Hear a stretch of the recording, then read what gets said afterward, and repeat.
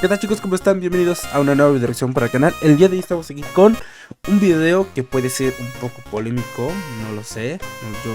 A mí me vale madre. Yo soy fan de FNAF desde siempre, ¿vale? Yo empecé a jugar no cuando salieron los juegos, porque pues siendo honestos, no fue algo así que fuera muy accesible por ser juegos pues, de compra. Y más aparte, yo creo que tiene un teléfono papa que ni siquiera podría jugar el Geometry Dash. Así que yo cuando conocí la saga fue cuando se anunció el FNAF 3 o el FNAF 2. Fue el FNAF 3. Entonces quise jugar el 1 y el 2, obviamente pues, de maneras no tan convencionales.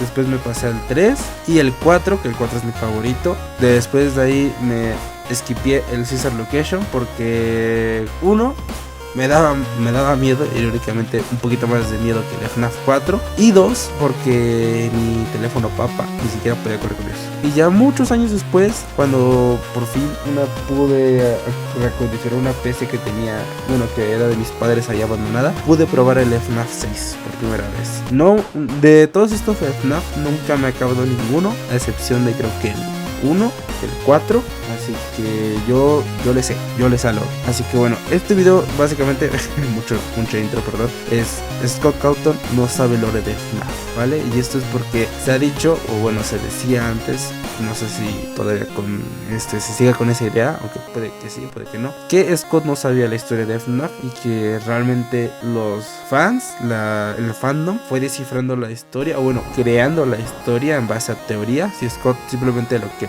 parecía lógico, pues lo hacía canon, y lo que no, pues no lo sé. Yo tengo mis dudas, puede ser que sí, puede ser que no. Esta video reacción es con el fin de entretener, o sea, no es que esté incitando acá, no quiero crear cizaña entre la comunidad, ¿vale? No quiero crear odio o polémica, simplemente es por los jajas, ¿no? Por la curiosidad, ¿no? Por el morbo y nada más. Así que bueno, no tengo nada más que decir y vamos a ver. Todos los links obviamente van a estar en la descripción.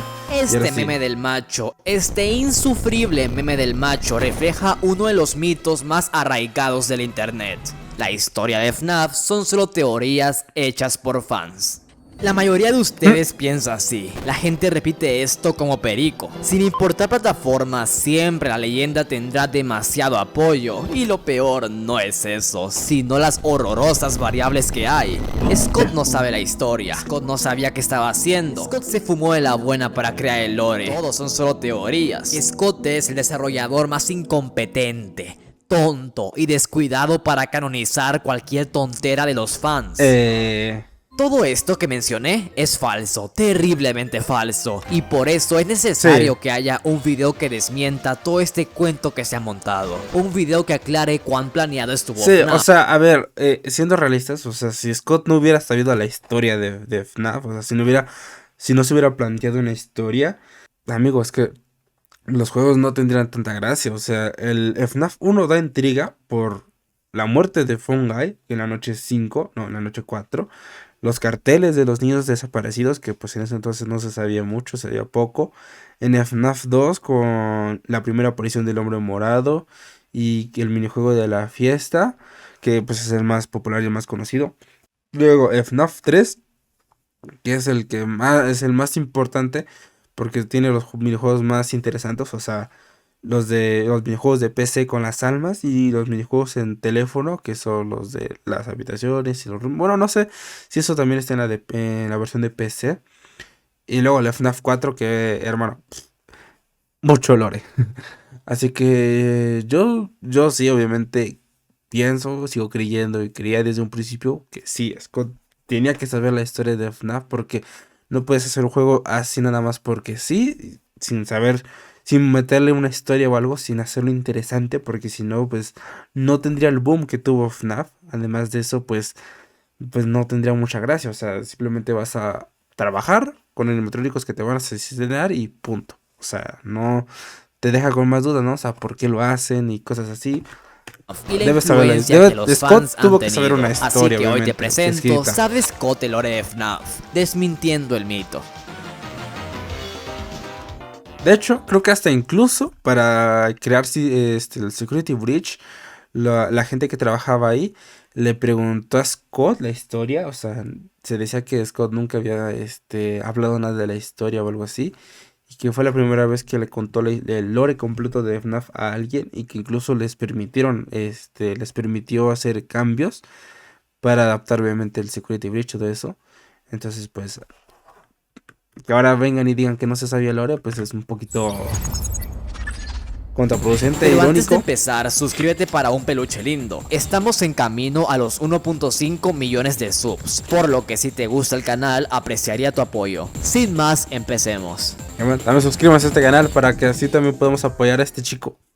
Ya todos Así es. sabemos que es el lore de FNAF, de Si me manera que apoyan a mí, yo lo rapidito les apoyo a él. cuento la dinámica. En este video les expondré qué tan bien organizado estuvo FNAF. Les daré declaraciones de Scott y muchas fechas. Así que empezando con el clásico de FNAF 1, ya es muy sabido que Scott no planeó ninguna franquicia. FNAF solo fue un simple jueguito corto, pero apuesto a que no sabían que desde FNAF 1, Scott sí tenía en mente el posible futuro de la saga. Para entender esto, debemos saber cómo era el flujo de trabajo de Scott. Casi todos sus juegos eran sencillitos, experiencias cortas que podías disfrutar al instante, como jackpots o cosas poco serias. También tenía algunos juegos ambiciosos, pero la mayoría del tiempo no resultaban ser rentables y se quedaba con las experiencias cortas. A la hora de crear FNAF 1, por problemas financieros, la vida orillaba a Scott a dejar el desarrollo de videojuegos. Incluso él menciona que tuvo depresión y deseos suicidas por la nula esperanza de tener un éxito. Pero a lo que voy, Scott reflexionó mucho en cuál sería A la por mierda, mucho es que luego sí tiempo su pasa. posible último videojuego, y las opciones que tenía eran la secuela de un juego llamado Legacy of the Flan, la secuela de The Desolate Hope y un juego de terror con cámaras que acabaría siendo FNAF. Quiero que tengan muy presente este tema de las secuelas, ya que es indispensable para comprender cómo crea juegos. Luego sale FNAF 1 y para sorpresa de Scott, este explotó. Era el juego de terror del momento, había sido salvado de su crisis financiera, así que inmediatamente anuncia su continuación. En repetidas ocasiones, Scott ha desmentido que es una mente maestra que desde el inicio planeaba un lore monumental, pero eso no quiere decir que FNAF 1 fuera planeado como el fin. Scott añade que estaba consciente que el universo que presentaba aquí era gigantesco, y si bien aún no sabía nada de detalle, en caso de posteriormente querer hacer una secuela, él dejó puntos de partida que podría llegar a usar. Cuando en su entrevista Exacto. Dauko le pregunta por qué mecánicamente FNAF 2 era tan impar a FNAF 1, Scott responde que fue pura corazonada, que desde el primer juego pudo imaginarse el posible devenir de FNAF. Según él, el segundo juego tenía que ser todo lo contrario al primero, tenía que ser caóticamente abrumador. El tercero debía de ser más personal, un 1 contra 1. El cuarto tenía que ser único en su ambientación y el quinto debía de ser muy tecnológico. Scott se expresa que ya se imaginaba el tercer juego siendo verde y al quinto siendo morado y azul. Entonces, a la larga, el proceso de creación de los primeros 5 juegos fue pura naturalidad. Nada más era correcto que tuvieran sí, estos no. respectivos enfoques para él. No sé si trata tanta Ahora incoherencia. bien, recuerdan lo que les dije en Aunque sus otros bueno, juegos. con el gameplay ya Esto es se otra los cosa. decía porque bastante los anteriores proyectos de Scott estaban planeados para tener una secuela, e incluso algunos llegaron a tenerla. Scott amaba crear universos, podía imaginarse la inmensidad de estos y todo lo que podría desarrollar, y por eso dejaba puntos de partida para futuras secuelas. Eran puntos de partida, no misterios sin propósito más que ambientar. Así era su flujo de trabajo, reflejado en sus otros juegos. Pues sí, ¿no? O sea, es como dejar pequeñas pistas, pequeños indicios, pequeñas formas de decirle a la gente, hey, aquí hay algo más, ¿no? O sea, pero sin que tú sepas qué realmente hay. Y para que en una secuela profundices en algo, ¿no? O sea, por ejemplo, aquí puse carteles de niños desaparecidos. Bueno, en la secuela vamos a ver qué pasó, ¿no? O qué restaurante llevó a acontecimiento. Bueno, cosas así, ¿no? O sea, tiene sentido. Porque no es como Está que bien, él... en este momento conocerán un dato inédito sobre Scott, lo organizadamente veloz que era. Ya con la trilogía clásica de FNAF lo aprecias, fue creada en un lapso de 7 meses, pero quiero que apunten estas siguientes fechas. En la hora muerta, página de Scott Games, este teaser fue publicado el 6 de diciembre del 2014. A este, si le subías el brillo, entreveías el número 3. Este otro teaser, protagonizado por Springtrap, fue publicado el 2 de enero, y Scott había dicho que tardó una semana en modelar a Springtrap. O sea ¡A la que, cuanto mierda! menos, desde de Navidad del 2014, Cawthon ya había hecho al personaje de Springtrap, con toda su historia y matices para haber acabado su modelaje. Mismamente, gracias al correo filtrado del creador de The Return to Freddy, sabemos que en enero Scott ya iba avanzado con FNAF 3. Ahora súmenle que él trabajaba solo. En ese tiempo tenía que hacer los ports de Android, de iOS, los parches, los teasers, los comunicados, el tráiler, todo carajo. Desde ahorita pueden ver lo bien organizado que estaba, pero sigamos que se pone mejor. Scott consideró que FNAF fuese una trilogía y por eso en FNAF 3 encontramos finales, aludiendo que sería el fin de FNAF. Pero fue acá donde Scott empezó a prestarle atención a las críticas. Él cuenta que se deprimió demasiado al ver la recepción de FNAF 3, la negativa de los sustos y el terror. A él no le gustaba la idea que la saga acabase así, con un juego tan mediocre, y por eso él abandona la idea de la trilogía y prosigue con su esquema inicial. Llegamos a FNAF 4, punto que para muchos es donde Scott deja de saber qué carajos hacía. En mi canal ya tengo un video desmintiendo gran parte de los mitos que dejó FNAF 4, incluso abarcando la desconocida trama del 82. Pero va, lo vital del video es que es imposible que Scott haya, ya sea cambiado la historia o no sabido su propia historia. Me explico. En un principio, FNAF 4 se estrenaría en Halloween, pero Scott lo adelantó muchísimo, 100 días. De acuerdo a él, el juego estaba listo y se sentía seguro con adelantarlo tanto. I had things to do. You know, the way that I see it is that have something ready to go. I mean, what's the point, you know? Todo el contenido de FNAF 4 fue premeditado, sin ningún cambio de planes. Scott venía sobrado de tiempo. Lo que sí reconoce él es el desastre que fue la historia de FNAF 4, aunque más tardecito indagamos en eso. Hablando de FNAF 4, recuerdan que originalmente saldría en Halloween. Tengan esto en mente por todo el video, porque hay una pieza que nos toca repasar, los ojos de plata. En este libro, Scott introduce a Henry, Charlie y a William con todo y sus personalidades. Esto es muy remarcable porque The Silver Eyes fue publicado en diciembre del 2015, solo un mes después de la fecha de estreno original de FNAF 4. Esto apunta a que en medio del desarrollo de FNAF 4, Scott ya tenía planeado los ojos de plata. O sea, ya desde el 2015 tenía bien definidas a estas tan vitales piezas de FNAF. Y a eso sumen el resto de contenido del libro. En The Silver Eyes se explora arduamente el tema de qué significa estar vivo, qué diferencia a lo muerto de lo animado. Este tópico no es solamente vital para el libro, sino para la protagonista y para el resto de FNAF. Para que vean, remarcaré la parte del libro donde mejor se nota. Cuando los animatrónicos atacan a los protas, ellos empiezan a cuestionarse este tema, a lo que Charlie dice: es como si algo los mantuviera atrapados, atados a ellos mismos. Este diálogo es la primera alusión a elementos como la agonía, factores que mantienen a las almas atrapadas. Todo esto siendo planeado desde el 2015 a la par de FNAF 4. Ya con esto vemos como en diciembre los cimientos de la historia de FNAF estaban establecidos, y sigamos que de nuevo aún faltan más cosas. Un mes posterior al libro se estrena FNAF World, juego creado porque Scott extrañaba hacer proyectos como antes. O sea, Scott se aventó los ojos de plata al mismo tiempo que el FNAF 4, a la mierda. O sea, los dos proyectos con más lore de FNAF y se los carrió casi al mismo tiempo. O sea, porque, bueno, sí, no, o sea, él confesó que a lo mejor la historia del FNAF 4 fue un desastre. O sea, yo en su momento pues la entendía, pero de manera muy simple. Realmente ahorita si le rebuscas muchas cosas, hay cosas que sí no tiene lógica, pero bueno, que se han arreglado con los años. Pero aún así, un juego con una historia bastante interesante y un final sólido, junto a un libro, a su madre, bueno, sí. Scott es una increíble máquina de chambear, hay que aprender de él.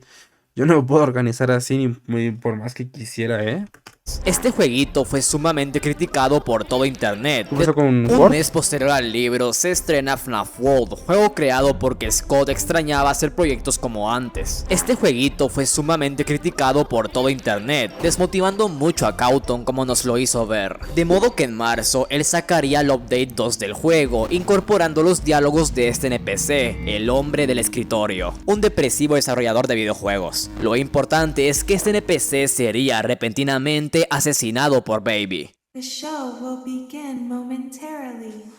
Everyone, please stay in your seats. El hombre del escritorio es Scott, ilustrando cómo aún estando desmotivado, él estaría trabajando en el quinto juego que siempre tuvo en mente, Sister Location. También es remarcable que en este tiempo Baby ya tenía su actriz de voz, reflejando así su progreso. Que es más, gracias al usuario GoTyRace podemos saber un datazo. En programación existen los metadatos, que básicamente son datos sobre datos, info que da contexto o explica a otra información. La cuestión es que casi todos los teasers de SL tienen de metadata creados en febrero del 2016, o sea que Scott los creó a todos en febrero. A ver, ok, los teasers de FNAF yo nunca los he visto. He visto los más populares ya cuando se lanzó el juego, pero a los anteriores no. Creado en febrero del 26, publicado el 24 de abril. Creado en 26, ok, febrero 26, ok, a la mierda, todos casi el mismo día. El 16 de mayo, el 10 de julio, el 16 de agosto. Scott creó estos teasers en el mismo día. Esto hace sentido ya que es muy organizado hacer todos los teasers de un solo irlos publicando paulatinamente. A la mierda, no sé leer. No sé leer, estoy imbécil. No, es que es el sueño. Scott creó estos teasers en el mismo día. Esto hace sentido ya que es muy organizado hacer todos los teasers de un solo e irlos publicando paulatinamente en fechas apartadas. Sí, esto es muy cierto, o sea, yo esto sí también lo hago, o sea, luego a veces con el canal. Por ejemplo, ahorita es lo que hice. Estoy grabando varios videos en un mismo día, pero obviamente pues si yo subiera todo eso tal cual, subiría un video de 1 hora y media, así que pues nada más los va recortando y ya. Así que pues sí, hasta cierto punto pues es lógico y hasta es productivo, porque de esa manera te ahorras mucho tiempo, ¿vale? Y así le puedes dedicar más tiempo a otros proyectos o a avanzar en eso, así que está bien. Esto al fin de cuentas hace ver que para febrero Scott ya tenía modelados a todos estos personajes y por lo tanto ya tenía planeadas sus historias y trasfondos. Pero bueno, Sister Location terminaría saliendo 7 meses después, en octubre, y de aquí en adelante Scott se iría a la oscuridad. Por un año te dejaría de reportar novedades de FNAF. Es más, de lo poco que declaró es que cancelaría el próximo juego y que en su lugar solo haría un simulador de pizzería. A la larga, FNAF 6 saldría un día cualquiera, sin un tráiler ni publicidad, solo con unos cuantos teasers confusos. Scott expresó que su meta acá era otorgar un cierre. A él le aterró la idea de crear una fatiga de FNAF, seguir con los mismos misterios por años, y peor considerando que con SL había dejado más preguntas que respuestas. Justamente por ello, se dispuso a disfrazar a FNAF 6 como un juego común y corriente. Temía que la publicidad abrumara a los fans. Se sintió más cómodo preparándolo de manera sorpresa. Y así, en FNAF 6, Scott concluye la trama de Afton, Ennard, Baby y Charlotte. Él sintió después que la gente quedó satisfecha con el final de la historia, pero ponderó que pese a todo, a FNAF 6 le faltaba algo para hacer el final perfecto de la saga. Y por esa razón haría a la Ultimate Custom Night, proyecto que de hecho empezó siendo nada más como una extensión de FNAF 6. Un cierre que reunía a todos sus animatrónicos eran, según sus palabras, la conclusión que lo dejó satisfactoriamente feliz. Aunque después en la misma entrevista, usando una curiosa elección de palabras, anunciaría que este no era el final de FNAF. Ahora se venían colaboraciones con empresas, un juego VR, AR y varios libros de FNAFeros. Aunque estaría contento de continuar con lo que pasa después de Help Wanted, dejaré el video hasta aquí. Lo que prosigue es terreno peligroso. Tendría que recambiar el enfoque para explicar por qué Vanessa no fue la nueva villana, qué tan planeado estuvo Mimic y cómo Scott organizó todo. De modo que apoyen mucho este video para que suba la parte 2. Les prometo que valdrá la pena. Pero en conclusión, aunque Scott no sea perfecto, el tipo no es tan ineficiente para no saber su propia historia. De hecho, es muy admirable cómo se organizó tan bien. No olvidemos que estos 8 juegos fueron creados por el mismo hombre en solo 3 años. Todo por su flujo de trabajo y experiencia. Incluso podría apostar que si Scott nunca hubiera escrito las novelas, FNAF habría finalizado en el 2016, solo 2 años después del primer FNAF. Respondiendo otras dudas, ¿cómo es que los fans aportan al lore? Según Scott, él ve las teorías que hacemos como fandom y muchas veces hemos estado cerca, pero hasta ahí. Él jamás ha declarado nada de un fan teniendo razón, a lo más lo de Mappat con la caja, pero no más. Scott sabe que si anunciara tal cosa, FNAF perdería su chiste. Él jamás ha dicho tal cosa como que los fans hacen la historia. Lo que sí es cierto es que a veces la inspiran, a veces se acercan, pero nunca ellos la hacen. Son muy contadas las teorías que la comunidad ha atinado, y lo peor es que la mayoría de aciertos son bien insignificantes, teorías sobre detalles pequeños que no afectan a las tramas puntuales. Otra pregunta, ¿cuántas veces ha reescrito la historia Scott? Realmente no sabemos bien cuántas veces, pero sí sabemos que antes de FNAF 6 hubo al menos un retcon que según Scott era pequeño, o sea, no algo tan grave para tener que anunciarlo. Por otra parte, han habido algunas contradicciones. A diferencia que en FNAF, en la vida real los animatrónicos son incapaces de tanta hazaña, apenas algunos pueden caminar. Scott estaba consciente de este fallo y llegó a declarar que esa rareza se explicaba al estar los robots poseídos, era algo paranormal. No obstante, a día de hoy hay muchos animatrónicos no poseídos capaces de rarezas, lo cual evidencia cómo FNAF fue de a poco alejándose de lo paranormal para acercarse a la ciencia ficción. Después de FNAF 4, que como dije, hasta Scott no le gusta, él declaró que sintió que debía de convertir su historia en algo mejor, y esa conversión solo se trató de darle más lógica a FNAF, de explicar más del remanente y la agonía. Ames u odies que FNAF se haya vuelto complicadamente lógico, hay que estar de acuerdo que Scott sí sabe su propia historia, ya que o si no, ¿por qué perdemos el tiempo en un lore así, que ni el creador se lo sabe? Este mito no solo está arraigado fuera del fandom, sino también dentro. Youtubers, noticieros y fans veteranos lo repiten activamente cuando nada más es falso. Así que si te nace, comparte este video para así desmoronar este terrible mito que nunca tuvo que haber sido tan esparcido. Es para otro video si Scott es un buen o mal escritor, o si el lore de FNAF es bueno, pero debemos concordar que él supo organizarse, porque la velocidad con la que hizo juegos, personajes estrellas y una historia tan icónica de veras merece ser señalada. Así que, meme del macho, ojalá te mueras. Fin. No, aún no es el fin. Porque si quieren ver un lore meco, que hoy sí, ni sus creadores se lo saben, están de suerte. Porque próximamente en mi canal, Garten of Banban, cómo no hacer un lore. El lore de Garten of Banban es en serio el peor lore jamás hecho. Cumple con todos los mitos que hoy desmentí. Es un lore que aunque quisieras superarlo, te sería imposible alcanzar su nivel de... Y como cereza del pastel, me acompañará un invitado muy especial, así que será un videazo. Es incluso revolucionario, porque no exagero, hasta en la posilga más oscura de Wattpad encuentras cosas mejor escritas. De modo que, próximamente en mi canal, no se lo pierdan. Fin. Nice. Pues God, o sea, como les dije, como les dije, yo sé que obviamente Scott tiene que saber su lore, porque si no, ¿por qué tanto misterio? ¿Por qué tantos mensajes y códigos encriptados? O sea, no tendría sentido.